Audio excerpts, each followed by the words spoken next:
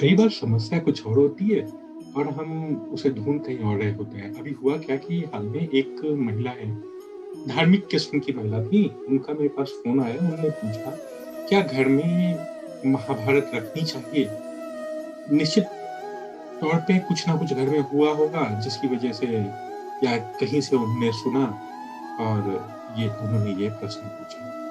ये प्रश्न एक्चुअली उन महिला का ही नहीं, बहुत से और लोगों का भी है और ये बहुत बड़ी भ्रांति है लोगों में फैलाई गई कि महाभारत को नहीं रखना चाहिए। इसका कारण बहुत सारे हैं, लेकिन एक कारण ये है कि ना तो मुगल, ना ब्रिटिशर्स, ना और भी लोग ये चाहते थे कि हमारा देश जो है, जो कि जिसे हम एक्चुअल में जो कि सोने की चिड़िया था, वो सोने की चिड़िया रह के जाए। तो हमारे सिस्टम को हर तरीके से तोड़ा गया। हमारे वो जो विश्वविद्यालय थे उनको जलाया गया, अगर हम बात करते हैं नालंदा की। जो इंग्लिश लोग थे वो हमारे यहाँ जो एजुकेशन सिस्टम लाया उसमें भी एंटी नुकसान ही पहुँचाया है। चलिए इसी प्रश्न में आते हैं कि क्या महाभारत को रखना चाहिए अथवा नहीं रखना चाहिए? तो सबसे पहले जानते हैं कि महाभारत है क्या?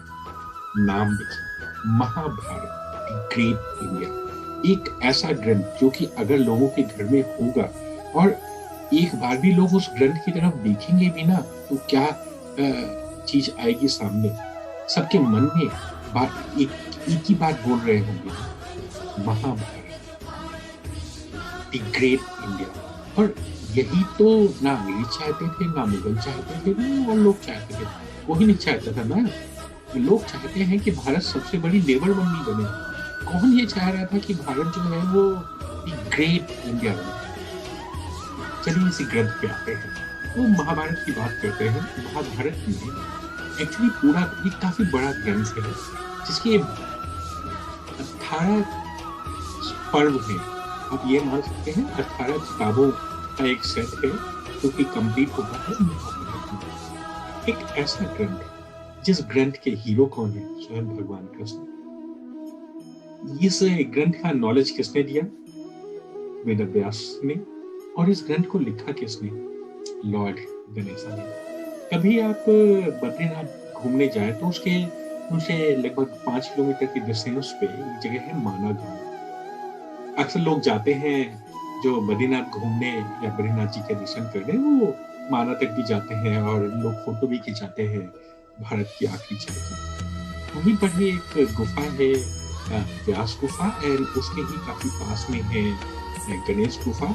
कहते हैं कि भगवान व्यास जो है वो बोल रहे थे और स्वयं भगवान गणेश ने जिस ग्रंथ की रचना की, आज हमें कहा जा रहा है उस ग्रंथ को मतलब। चलिए डिटेल में जानते हैं। ये जो हमने बात की, इसके 18 पर्व हैं। इनमें जो 6 पर्व है, इस पर्व का नाम है भीष्म। और एक्चुअली पहले ऐसे लिखा ही जाता था कि हर एक पर्व को के 4 उप पर्व होते थे अगेन। तो जो मेरा 6 पर्व है भीष्म पर्व, इसके भी 4 उप पर्व हैं। इसका जो थर्ड उप पर्व है उसका नाम आप जानते हैं क्या है? भगवद गीता। तो भगवद गीता जिसे हर हिंदू अपने घर में रखना चाहता है। इनफैक्ट जो हमारी अदालत भी है वहां पर भी आप जाओ तो लोग गीता पे हाथ रखने पसंद करते हैं। क्यों? मतलब सबको ट्रस्ट है तो उस गीता पर। और वो गीता जिस ग्रंथ से निकल के आई, हम कह रहे हैं हम उसी ग्रंथ को नहीं रखेंगे। और कारण समझिए एक्चुअली है क्या। महाभारत में एक हुआ क्या, जब पांडवों को वनवास मिला, 12 साल का जब वनवास था, तो पांडव जो है ये वन वन भटक रहे थे। तो एक्चुअली भटक नहीं रहे थे, अलग अलग ऋषि मुनियों से मिल रहे थे और उस ज्ञान को अर्जित कर रहे थे। ऐसे ही वो एक, ये मैं बात कर रहा हूँ वन पर्व की, जहाँ वो उनकी मुलाकात होती है मार्कंडे ऋषि से। और मार्कंडे ऋषि से उनको एक स्टोरी के बारे में पता चलता है। ये है, कौशिक नाम का एक ब्राह्मण है और एक बिल्कुल धर्मनिष्ठ व्याग है। इनके बीच में एक वार्तालाप है। ये वाली बात उनको सुनने को मिलती है। वहाँ पर एक श्लोक आता है, बड़ा फेमस श्लोक है और ज़्यादातर हम सब लोगों ने सुना होगा। स्वयं राष्ट्रपिता महात्मा गांधी जी उसको बोला करते थे, अहिंसा परमो धर्मः। और वो पूरा श्लोक नहीं बोलते थे, पूरा श्लोक है, अहिंसा परमो धर्मः धर्म हिंसा तथैव च। अर्थात अहिंसा ही मनुष्य का सबसे बड़ा धर्म है, लेकिन अगर कभी धर्म पर आ जाए तो उस धर्म की रक्षा के लिए की गई हिंसा उससे भी बड़ा धर्म है। तो यही ग्रंथ हमें ये भी कहता था कि हमें हमेशा अहिंसा का मार्ग अपनाना चाहिए, लेकिन अगर हमारे धर्म पर और हमारे राष्ट्र पर कोई आंच आए तो अहिंसा का मार्ग त्याग कर हिंसा का रास्ता अपनाना चाहिए, क्योंकि धर्म के लिए की गई की रक्षा के लिए की गई जो हिंसा है वही सबसे बड़ा धर्म है।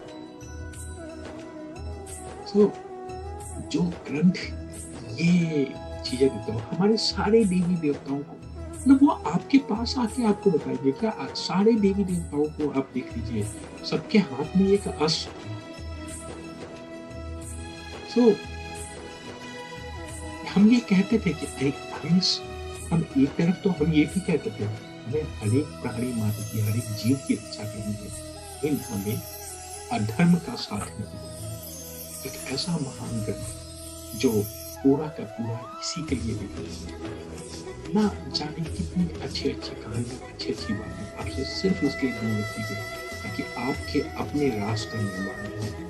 इस ग्रंथ को घर में रखने से कोई वास्तु दोष नहीं आता। ये तो स्वयं भगवान के द्वारा लिखा हुआ ग्रंथ, इसको जरूर अपने, यदि आप एक सच्चे हिंदू हैं